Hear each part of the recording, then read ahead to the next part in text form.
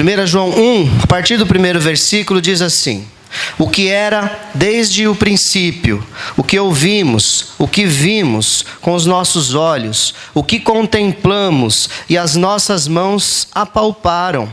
Isto proclamamos a respeito da palavra da vida. A vida se manifestou, nós a vimos e dela testemunhamos, e proclamamos a vocês a vida eterna, que estava com o Pai e nos foi manifestada. Proclamamos o que vimos e ouvimos, para que vocês também tenham comunhão conosco. Nossa comunhão é com o Pai e com o seu Filho Jesus Cristo. Escrevemos essas coisas para que a nossa alegria seja completa. Amém. Pode sentar. Nesse texto de primeira carta de João, capítulo 1, versículo 1 ao 4, nós vemos uma declaração, um testemunho de um homem que nitidamente tinha conhecimento do seu Deus. Um homem que andou com Jesus, que é Deus. Um homem que conhecia, que contemplou. Ele declara aqui: olha, eu vi, eu ouvi, eu toquei, eu estive junto, eu estive presente com Ele. Esse não é um testemunho de alguém, como o pastor Mer pregou na semana passada, que venerava, adorava a um Deus desconhecido. Alguém que conhecia um Deus pessoal. Não é um Deus de alguém. Não é um Deus de ouvir falar. Não é um Deus genérico. E já vou falar dos 3 tipos de Deus que existe na palavra do Senhor. O mesmo Deus, porém, sendo interpretado de 3 formas diferentes. E eu não estou falando da Trindade aqui, estou falando de um Deus genérico, um Deus de um povo e um Deus pessoal. O Deus desconhecido para aqueles homens nem sequer era o nosso Deus, era um Deus qualquer. Foi uma baita de uma estratégia do evangelista Paulo, apóstolo e evangelista, de usar aquela estratégia para trazer a atenção dos atenienses, para que ele pudesse falar do verdadeiro e único Deus que existia, porque eles estavam todos ali na idolatria, e o pastor Mer trouxe com muita propriedade para nossa realidade a questão dos ídolos do coração, que muitas vezes há na nossa vida um altar de idolatria que não é o que Deus espera de nós. Ele quer que o nosso coração seja entregue totalmente a Ele e não haja altares idólatras na nossa vida, que nem sempre são de pau, de pedra, de gesso.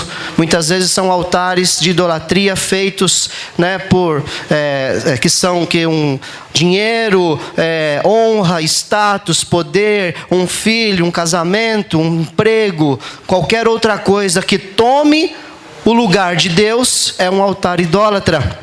E muitas pessoas vivem dentro de uma igreja por anos e por anos, adorando a um Deus desconhecido. Não se entregaram de verdade, não procuraram conhecê-lo de perto. Quando você se aproxima de Deus, acontece o que nós vemos a declaração do evangelista João. Ele fala: a vida se manifestou, nós a vimos e dela testemunhamos, e proclamamos a vocês a vida eterna. Você passa a ser um agente de divulgação da vida eterna. Você deixa de ser alguém passivo, alguém que apenas quer receber, alguém que apenas fala de um Deus qualquer, de um Deus muito distante, e você passa a falar de alguém que você conhece de perto, alguém que você tocou, alguém que você cheirou, você ouviu. João foi acredito que o único, que ouviu as batidas do coração de Jesus. Porque a Bíblia fala que ele era o discípulo amado e colocava a cabeça no peito de Jesus. Não tinha mesa, irmãos, como a gente está acostumado aqui. Nossa mesa altinha, com a cadeira que você sentava e se apoiava seus cotovelos na mesa. A mesa, ela era assim, baixinha. Eles colocavam os alimentos sobre a mesa e eles costumavam ficar assim. em volta da mesa, deitados em volta da mesa, comendo ali, tal, e conversando em volta daquela mesa. E João, né, chegava perto de Jesus, chega mais Jesus, chega para lá um pouquinho, e deitava a cabeça no peito de Jesus, participava ali da ceia, e Jesus também tinha muita intimidade com ele. Esse é o nível de relacionamento que o Pai espera de nós, de você se aproximar dele. Mas pastor, isso é muito abstrato, muito distante. Se é distante é porque você não está se aproximando dele, porque a Bíblia fala: chegai-vos a Deus e ele se achegará a vós. Se você se aproximar de Deus, você vai sentir a presença dele. Talvez alguns aqui de nós conhecem um Deus desconhecido. O pastor Mer falou, até perguntei, que tinha esquecido qual que era o animal que eles fizeram lá. Estava tendo uma praga, né? Eu não estava aqui, mas eu ouvi a mensagem. Estava tendo a praga e eles soltaram as ovelhas, né? E em qual altar que ela parasse, eles iam fazer ali um sacrifício para aquele Deus. E no fim elas pararam num lugar que não tinha altar. E ali eles fizeram um novo altar ao Deus desconhecido, né? Um movimento das ovelhas. Então agora eu vou pegar, presta um pouquinho aqui essa parte da mensagem, né? Aquelas ovelhas, muitas vezes alguns de nós aqui estão indo no movimento das ovelhas. Estão indo em direção ao altar de um Deus desconhecido, porque falta para você conhecimento de Deus. E muitas vezes você está indo só no movimento. As ovelhas estão indo e você está indo junto. E para você não existe um Deus pessoal. Esse aqui, ó, que eu toco, que eu apalpo, que eu vejo, que eu falo, que eu sinto, que eu cheiro, que eu ouço, que me dirige, que me conduz, que me abençoa, que me corrige, que bate a vara em mim. E eu dou glórias a Ele, porque depois Ele derrama o azeite e traz a cura. Esse Deus é o Deus que Ele espera que nós tenhamos no nosso coração. Um Deus pessoal, traz temor. Muitas pessoas não têm temor porque tem um Deus distante. Não, Deus está lá no céu. E a Bíblia fala: nem todo o que me diz Senhor, Senhor entrará no reino dos céus. Há necessidade de uma entrega, há necessidade de um compromisso, há necessidade de uma mudança. Porque ele fala: olha, nós vivemos isso, proclamamos o que vimos e ouvimos, para que vocês também tenham comunhão conosco. Há uma mudança de comportamento, o egoísmo fica de lado. Você passa agora a fazer aquilo que é a vontade do Pai. Sendo rico, como a palavra de Deus foi lida hoje, Ele deixou a sua riqueza e se fez pobre para ter comunhão conosco. Você se acha muitas vezes superior a Ele, não querendo ter comunhão, não querendo estar junto. Ah, mas eu não tenho, não gosto, não isso, não aquilo. O Deus Todo-Poderoso, rico, cheio de toda a glória, deixou toda a sua glória para ter comunhão com gente ruim, que sou eu, que é você. Deixou toda a glória dele para morrer morte de cruz, que era para eu estar lá, você está lá, e ele foi lá no nosso lugar. Deixou toda a glória dele para estar caminhando aqui sentindo fome, sede, passando necessidade, coisa que Deus não sente. Ele passou a sentir se tornando homem por causa do amor que ele tem pelas nossas vidas. Nossa comunhão é com o Pai e com seu Filho Jesus Cristo. Comunhão completa com o Pai. Então vamos falar um pouquinho do Deus genérico. Antes de falar desse Deus pessoal, eu queria ministrar aqui sobre o Elohim. Elohim.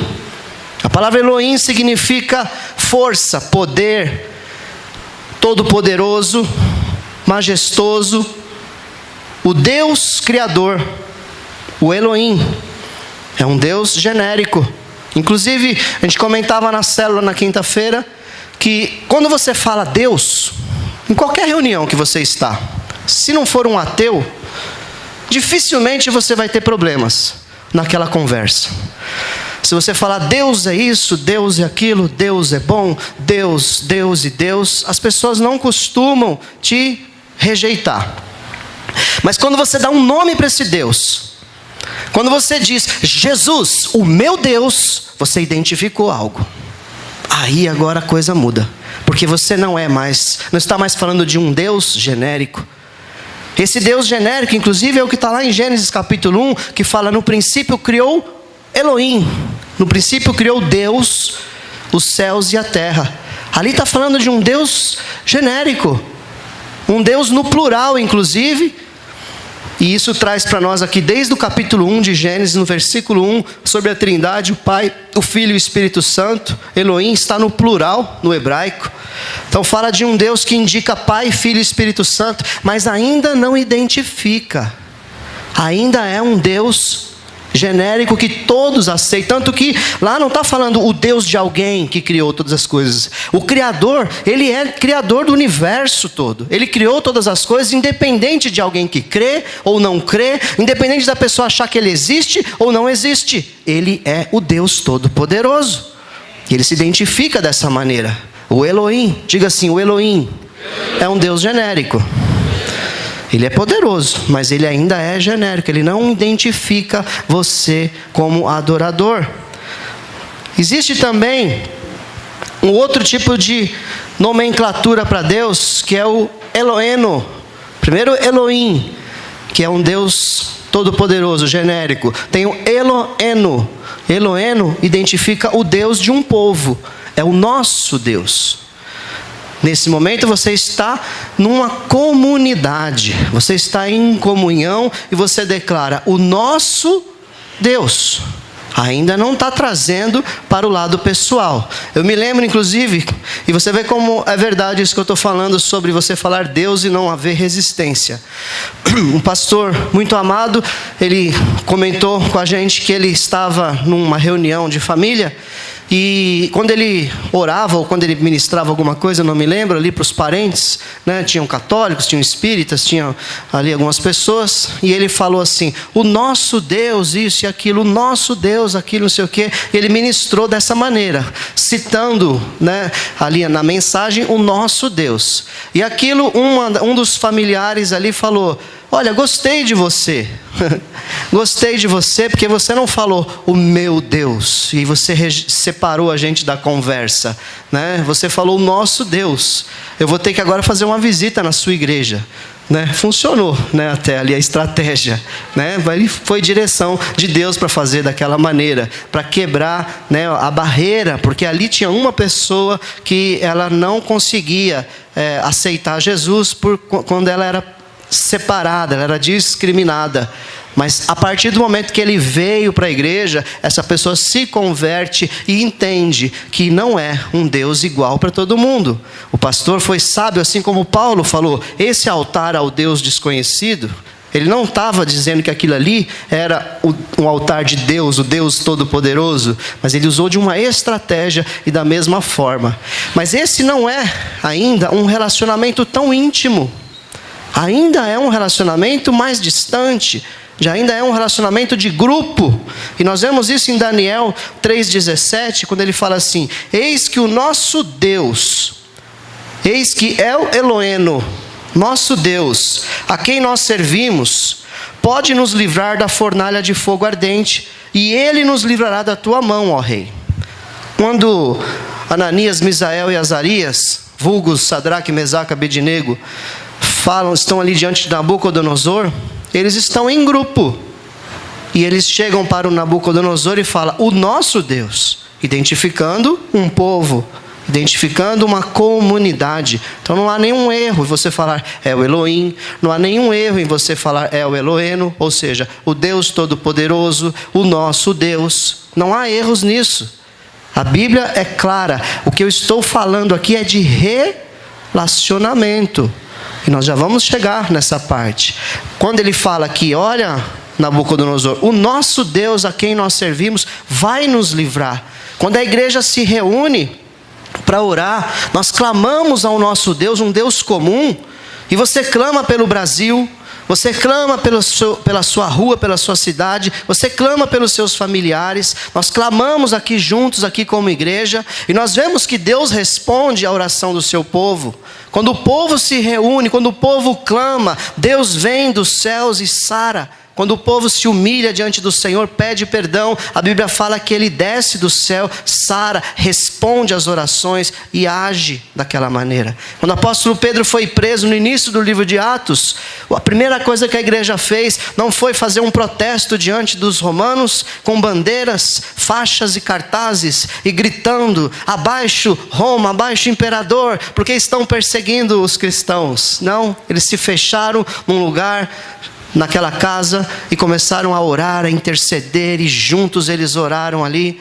E a Bíblia fala que Deus ouviu a oração deles, enviou um anjo, e aquele anjo foi lá e quebrou as cadeias de Pedro. De forma miraculosa, ele saiu da prisão. Foi tão rápida a resposta daquele povo que eles nem acreditaram. Quando Pedro bate na porta, a menina vai atender, sai correndo para avisar: olha, Pedro está aí na porta. E eles: não, isso não é possível. A resposta foi imediata ali. Por isso que nós temos também o Deus de um povo. Mas um Deus de um povo ainda não é o nível de relacionamento que Deus espera de nós. A Bíblia fala em Deuteronômio 6,4: ouve, ó Israel, o Senhor, o nosso Deus, é o único Senhor. O único, o Deus do povo de Israel. O Deus que habita na igreja cristã. É o único Senhor. Você não é ecumênico. Nós não podemos ser ecumênicos. O ecumenismo foi criado no inferno para trazer mornidão para a igreja. Você não pode ser preconceituoso. Você não pode rejeitar as pessoas por causa da sua crença.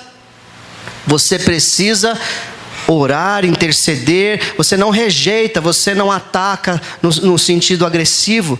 Mas você se posiciona como alguém que não aceita aquilo, porque aquilo não está correto.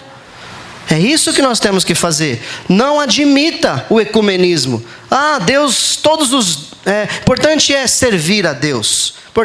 Aí entra naquele Deus genérico que todo mundo aceita. Não existe um Deus único e verdadeiro. Ouve, ó Israel, o Senhor nosso Deus é o único Senhor. É o único. Não dá para se misturar. O ecumenismo junta lá o católico, o protestante, o muçulmano, o espírita, junta todas, o judeu, junta todos ali e faz um culto ecumênico. O Deus que está sendo adorado naquele culto, eu te garanto que não é esse Deus, o único Senhor. Porque a Bíblia diz que Ele não se mistura com o pecado, que Ele não divide a glória dEle com ninguém. Como pode? Está ali um espírita, está ali um muçulmano, um protestante, um católico, cada um buscando a sua divindade ali, todos fazendo um culto. Que confusão é essa? Não é o Deus de Israel que está ali naquele lugar. Não é o Deus da igreja que salvou um povo através do derramamento do sangue de Jesus na cruz do Calvário. Não tem como ser. Então, esse Deus Eloheno identifica um povo. Amém? A igreja também, ela se enquadra nessa questão quando fala do corpo de Cristo. A Bíblia fala em Colossenses 1,18: Ele é a cabeça, Jesus, Ele é a cabeça do corpo, que é a igreja. Jesus é a cabeça, o corpo é a igreja. É o princípio e o primogênito dentre os mortos, para que em tudo tenha a supremacia. Então, a parte do versículo que eu quero frisar aqui: Jesus é a cabeça, a igreja é um corpo. Existe o Deus desse corpo. É o Eloheno, é o Deus desse povo. Nosso Senhor, o único Senhor, aquele que nós adoramos, está sobre a igreja. É a cabeça da igreja que conduz, é a cabeça, é o cérebro que dá direção para o corpo. Então esse Deus nós identificamos também como um Deus da igreja. Amém? Então chegamos agora aqui à mensagem. Essa foi só a introdução. Então, primeiro ponto: Elohim é um Deus genérico. Eloheno é o Deus de um povo. Agora vamos para o nosso Deus. Um Deus pessoal. Aquele que João declara na sua palavra que ele conhece. Aquele que ele declara que ele tocou, que ele sentiu, que ele andou, que ele ouviu, que ele foi dirigido. E a partir da sua morte, da morte de Jesus, não acabou o relacionamento. Porque Jesus morre, ressuscita e continua o relacionamento como cabeça da igreja, que é o seu corpo. E João sabia disso. Ele fala: escrevemos essas coisas para que a nossa alegria seja completa. Temos comunhão com o Pai e com seu Filho Jesus Cristo. Não acabou. A cruz não acabou. A cruz não foi o fim. Na verdade, a cruz foi o começo. A cruz abriu as portas para a humanidade poder entrar na presença de Deus, Jesus Cristo, seu Filho, e ter comunhão com Ele, porque isso era inadmissível antes. Não havia essa possibilidade. Quando Jesus ensina a oração, o que ele começa? A oração que Jesus ensinou, como é que começa a oração? Pai nosso. Pai te mostra um Deus genérico? Pai te mostra um Deus de um povo? Aqui eu sou o pastor do Natan, né? Mas lá em casa eu sou o quê? Pai. Lá em casa ele conversa comigo como pai. Não é como servo, mas como pai e filho. O Eduardo, a Júlia, todos, Jonas. É esse nível que Jesus ensina. Quando você orar, diga assim: Pai nosso que estás no céu. Pai. Muitos têm um relacionamento de servidão. Muitos têm um relacionamento distante. Tem medo de se aproximar. Hoje na intercessão nós falávamos, com ousadia nós entramos na presença do Senhor pelo sangue de Jesus. Então nós podemos entrar hoje na presença do Pai. É isso que Ele te chama, igreja. Para que você não tenha um Deus aqui na igreja, aqui você vem, você faz o seu ritual, você faz a sua adoração, mas saiu daqui e parece que acabou tudo. Parece que você não tem intimidade. Qual é o nível de relacionamento que você quer? É como um casal onde não há amizade, onde não há fidelidade, onde não há compromisso um com o outro. É apenas um contrato que foi assinado diante de um juiz no cartório. Eu sou seu marido, você é minha esposa. Você tem obrigações comigo, eu tenho obrigações contigo, e não passa disso. Não é isso que Deus quer. Pai nosso. Pai nosso. E a palavra para identificar esse Deus é Eloi.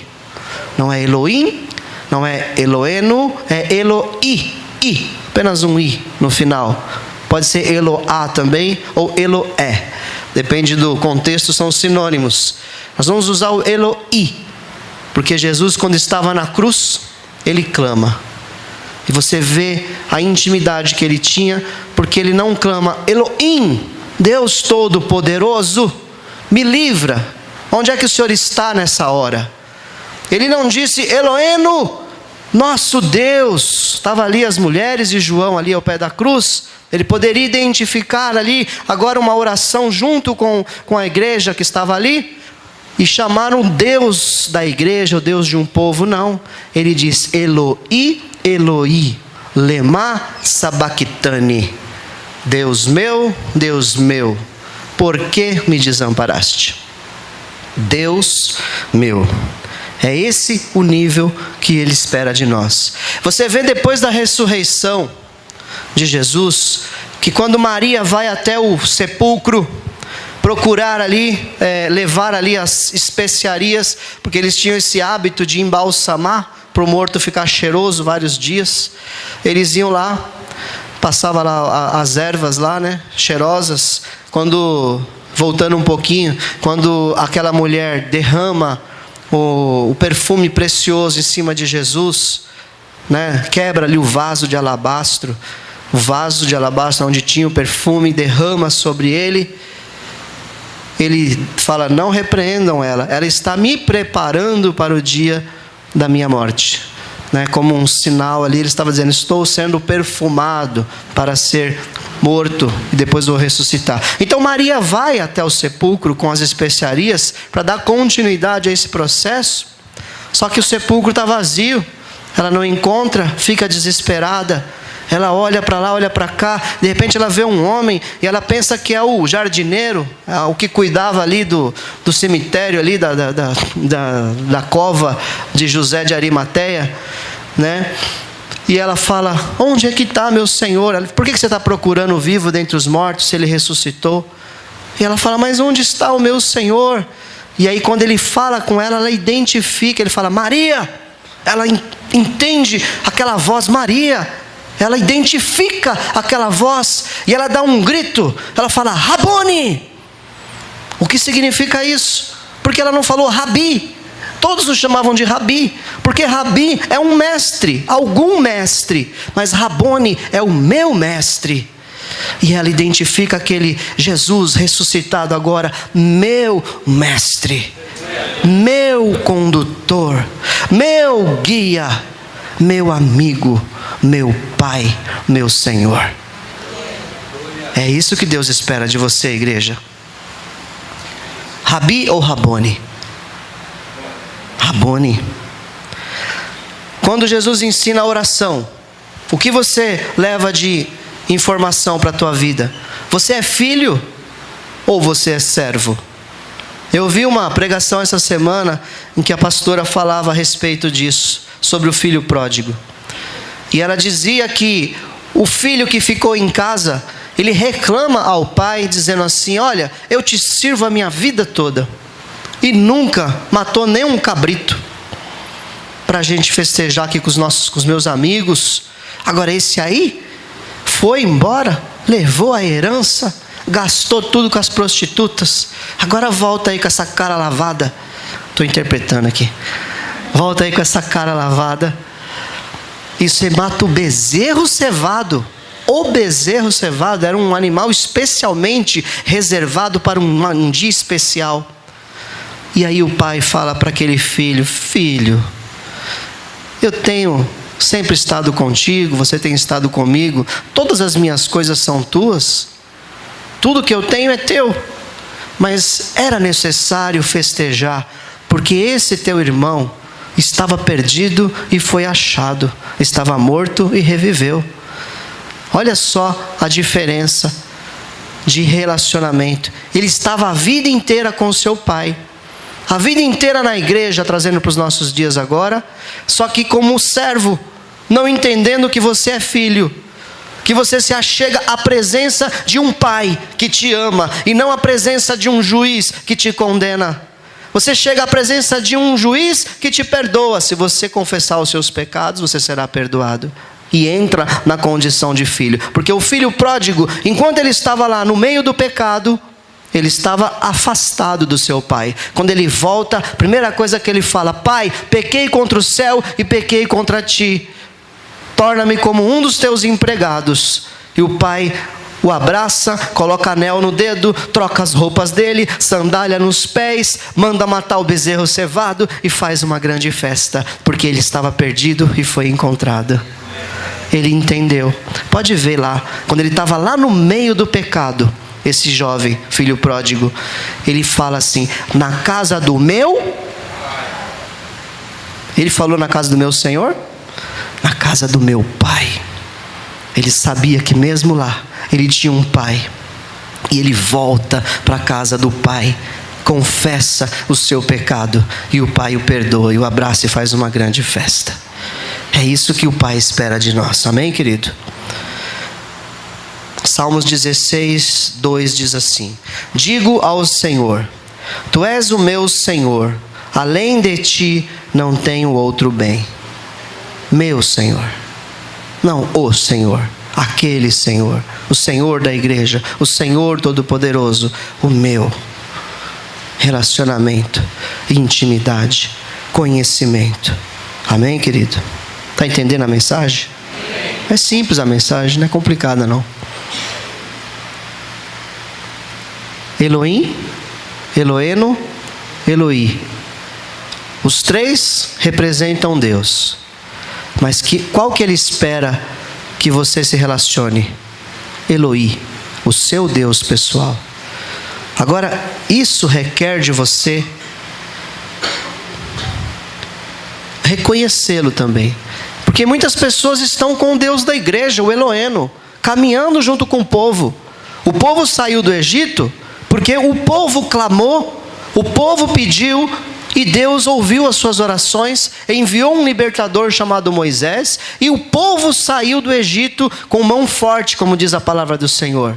Pragas vieram sobre o Egito, Mar Vermelho se abriu, Mar Vermelho fechou, viram sinais e maravilhas, mas era um Deus de um povo, e no meio daquele povo havia muitos pecadores. Havia muitos que não reconheciam que era um Deus zeloso, que era um Deus santo, que não se misturava com o pecado. A Bíblia fala em Isaías 43, diz assim: mas agora assim diz o Senhor que te criou, ó Jacó, e que te formou, ó Israel: não temas, porque eu te remi, chamei-te pelo teu nome, tu és meu. Deus não divide você com ninguém. Se houver um altar de idolatria no teu coração, Deus não está na tua vida. Guarde essa palavra no teu coração. Você precisa ser completamente entregue ao Senhor. Não pode haver divisão, porque tu és meu. Chamei-te pelo teu nome, tu és meu. Não divide. Deus não te divide com ninguém. A analogia sempre é fácil de entender, é do casamento. Qual é o marido que vai querer dividir a sua esposa com vários homens diferentes? Cada semana ela vai com um homem diferente. Aí domingo ela vai com o marido. Alguém vai aceitar isso? É a mesma analogia.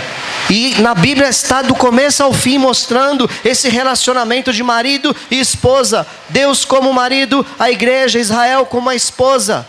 Oséias casa com uma prostituta e diz, como um símbolo ali para Israel: é assim que está acontecendo com vocês, Israel. Vocês estão me traindo, diz o Senhor ali. Então Deus não aceita dividir você com nada, nem com ninguém. A grande bênção de você ser exclusivo é o livramento que Deus te dá, é o consolo, é o conforto, é o entendimento de que você tem alguém para recorrer. E agora, através de você se achegar a um Deus pessoal, você vai poder clamar e entender que você vai ter a resposta, sabe de quem? Do Elohim, do Deus Todo-Poderoso, que não tem limites, que o poder dele é acima de todos os poderes. É-me dado todo o poder no céu e na terra, disse Jesus. Você chega como filho na presença do Pai, o teu Deus pessoal, e a resposta vem do Elohim, o Deus Todo-Poderoso que pode todas as coisas. Jacó chega em paz à cidade de Siquém, que está na terra de Canaã, quando veio de Padã Arã e armou a sua tenda diante da cidade. Comprou a parte do campo em que estendera a sua tenda dos filhos de Amor, pai de Siquém, por 100 peças de dinheiro.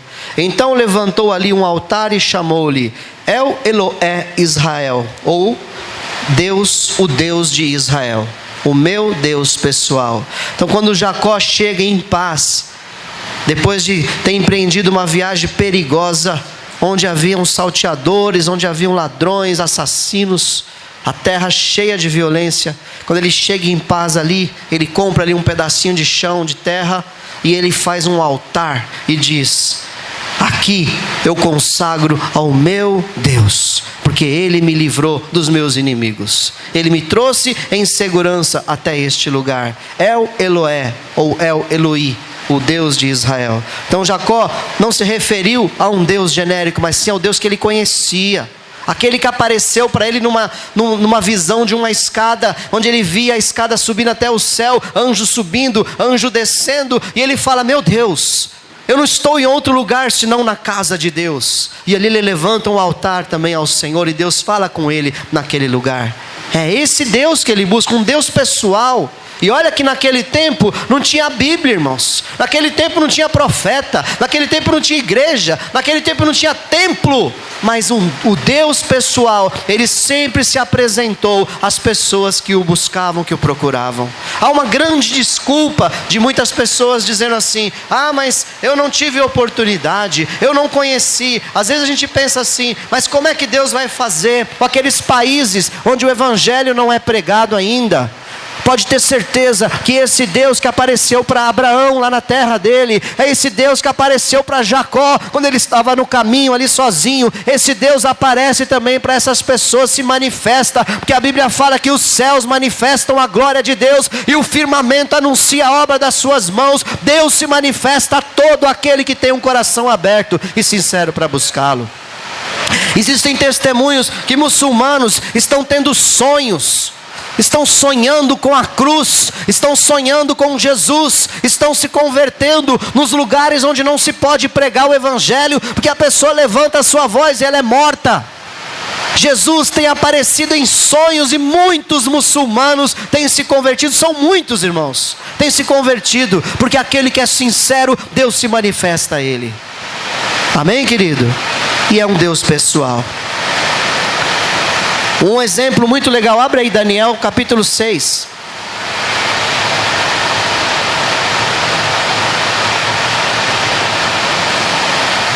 E eu já vou terminar.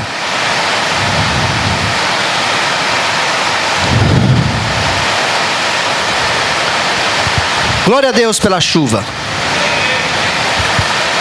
Daniel 6:4.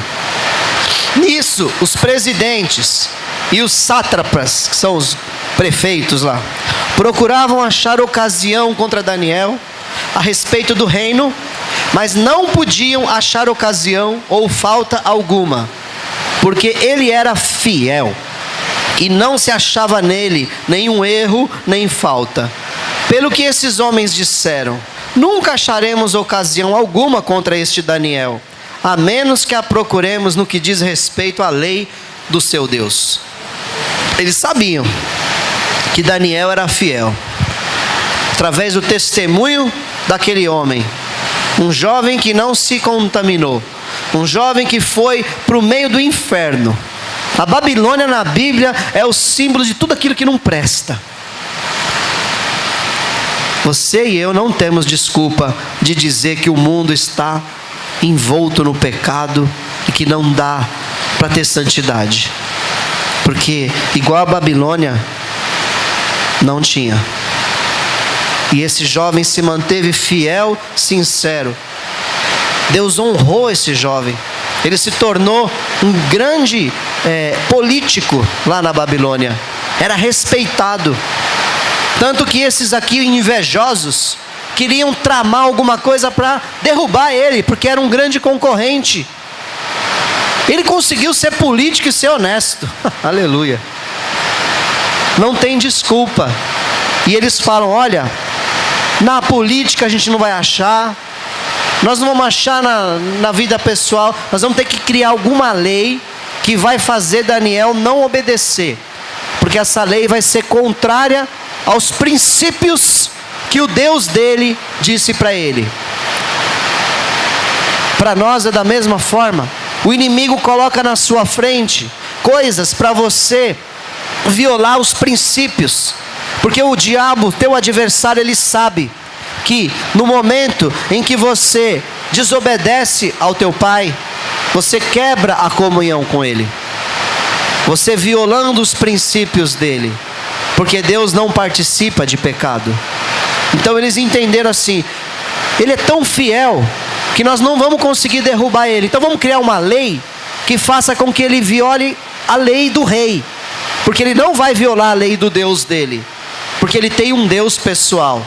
Ele testemunhava disso com a vida, com a prática de vida. A Bíblia diz que ele orava 3 vezes ao dia, de manhã, de tarde e à noite. Ele orava virado para Jerusalém ao seu Deus pessoal. E eles entenderam, falaram, vamos criar uma lei que seja proibido orar a qualquer Deus. E Daniel não ia deixar de orar, porque ele tinha um relacionamento pessoal com o seu Deus. Enfim, conseguiram. Fizeram o decreto, enganaram o rei e fizeram o decreto.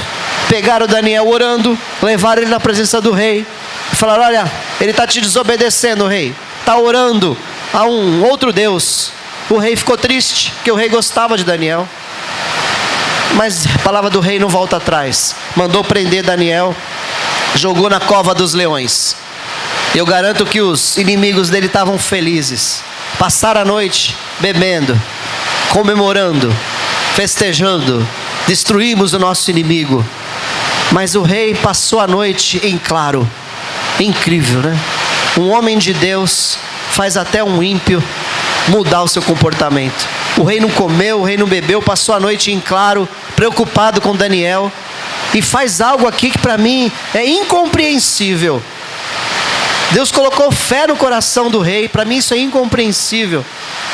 O rei levanta logo cedo e corre para a cova dos leões. Olha, o testemunho que Daniel dava de um Deus pessoal era tão forte que o rei acreditou que haveria a possibilidade dele ser lançado na cova de leões famintos e não acontecer nada. A prova é que no versículo 20 fala aqui: chegando-se à cova, chamou por Daniel com voz triste.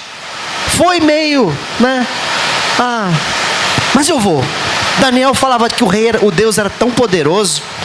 Ele contou para mim, eu fiquei sabendo que os amigos dele foram lançados na fornalha de fogo ardente uns anos atrás aí, lá por Nabucodonosor, e não aconteceu nada.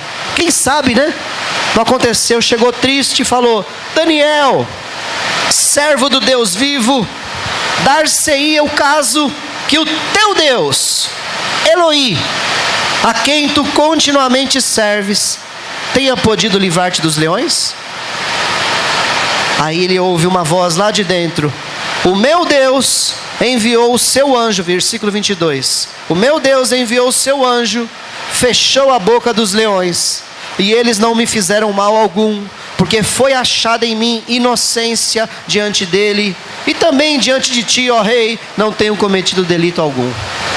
O meu Deus, o teu Deus pessoal, envia o anjo, envia a resposta, envia a proteção. Ele te cobre com as suas asas, Ele te esconde no esconderijo do Altíssimo. Ele é o teu escudo, Ele é o teu galardão, Ele é o teu socorro bem presente na hora da angústia. Ele te chama de filho, Ele te diz: eu te remi. Ele fez propiciação pelos seus pecados, pagando o preço no seu lugar na cruz. Ele foi até o inferno por causa de você. Ele tomou do diabo as chaves da morte, pegou a chave do inferno, ressuscitou ao terceiro dia. Ele cobriu a igreja com o Espírito Santo dele. Ele foi para a glória, mas enviou o Espírito para estar aqui conosco, dando dons à sua igreja, preparando a sua noiva, tendo um relacionamento diário contigo. Esse Deus é o teu Deus que te livra, é o Deus que cuida de ti, é o Deus que não mede esforços, é o Deus que não te olha com olhar julgador, mas é o Deus que perdoa, é o Deus que purifica, é o Deus que te santifica. Louvado seja esse Deus. Oh, aleluia. Glória a Deus. Mas, para finalizar, a mão do Senhor não está encolhida para que não possa salvar, nem surdo o seu ouvido para que não possa ouvir. Mas as vossas iniquidades fazem separação entre vós e o vosso Deus, e os vossos pecados esconderam o seu rosto de vós, de modo que não vos ouça. Porque as vossas mãos estão contaminadas de sangue, e os vossos dedos de iniquidade, os vossos lábios falam mentira, a vossa língua pronuncia perversidade.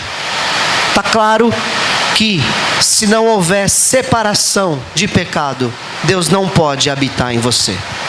Não tem como pregar uma palavra que fala de relacionamento com um Deus santo sem falar de santidade.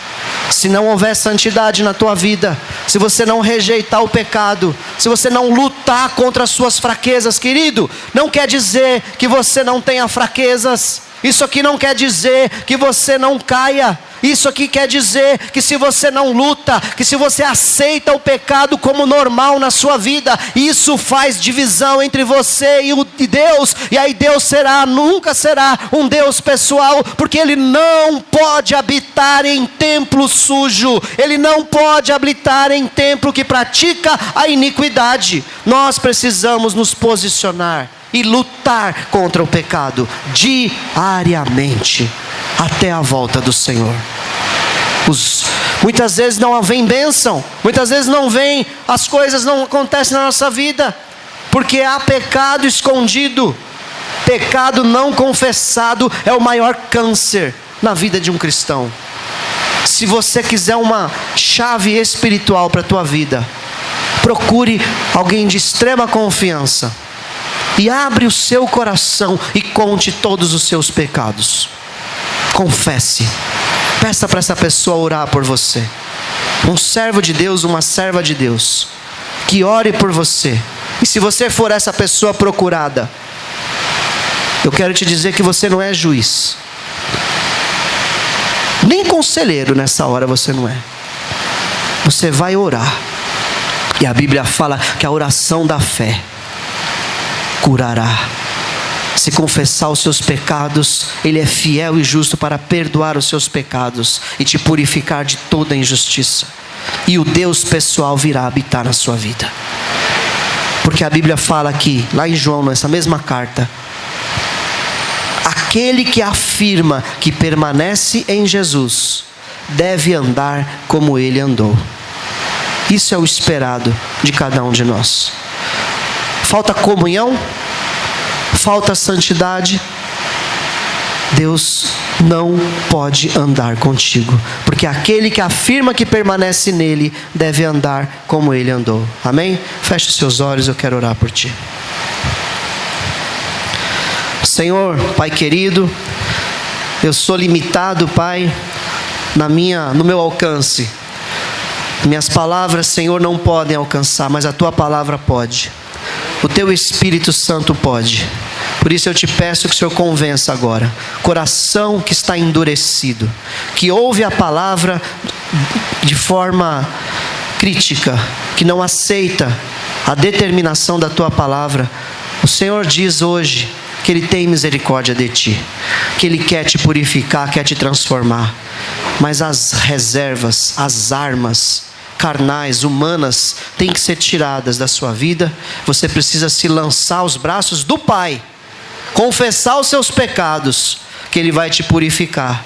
Mas enquanto houver dureza de coração, enquanto houver permanência no pecado, enquanto o pecado for uma prática diária na sua vida, Deus não pode habitar em você.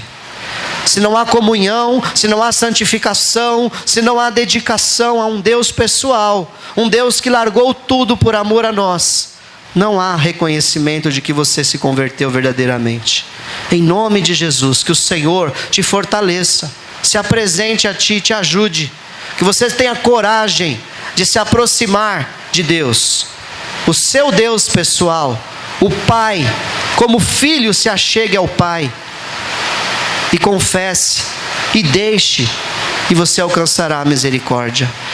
Em nome de Jesus, que o Senhor te ajude, que o Senhor te fortaleça, e que Elohim seja o Deus Todo-Poderoso, Eloheno seja o Deus do teu povo, mas que no seu dia a dia você se relacione com Elohim, o seu Deus pessoal, para a glória do Pai, em nome de Jesus. Aplaude o Senhor.